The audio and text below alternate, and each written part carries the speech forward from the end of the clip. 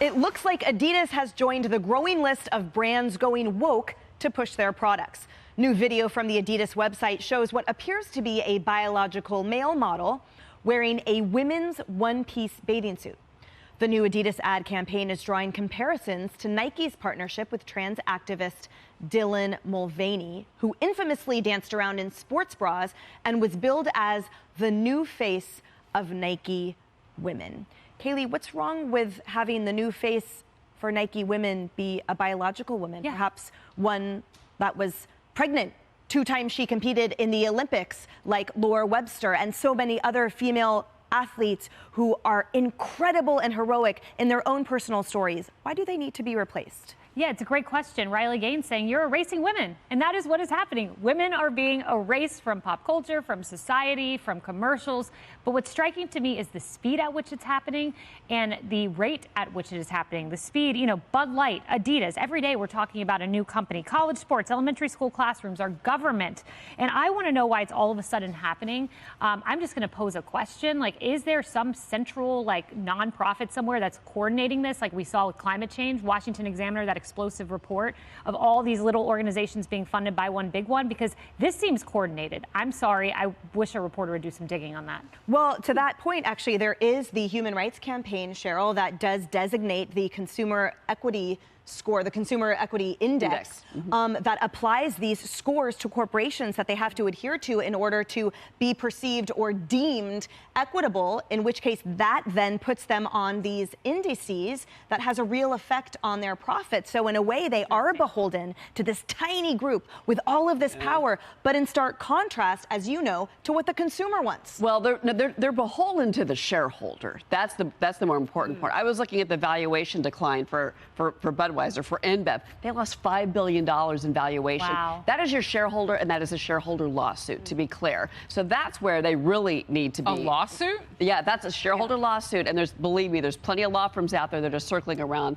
Anheuser InBev right now. But there's also the sales component, okay? I was looking at the numbers. When this whole Dylan Mulvaney Bud Light disaster happened, Coors Light case volumes jumped by more than 10%. Coors Light sales up 3.5%. Miller Lite sales up more than 3%. That's who you are beholden to, is sales and the consumer. And I know we got to go, but I'll tell you one thing. They're trying to get that younger consumer. I think this is misguided.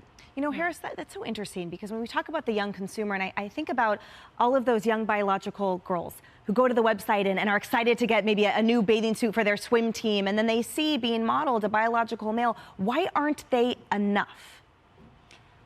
You would have to ask, well, I guess we could start at the White House, who wants to take over our children and has a completely different idea of what they want to do with our kids than what we're doing.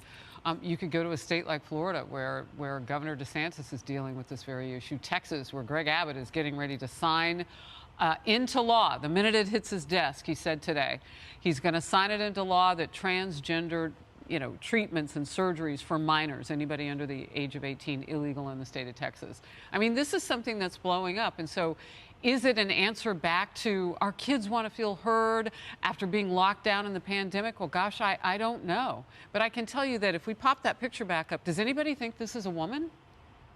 I couldn't grow hair on my chest like that if I tried. In his little tankini. No, this is a biological male. And Josh Hawley, senator out of Missouri, told me yesterday that they're erasing men and their masculinity too.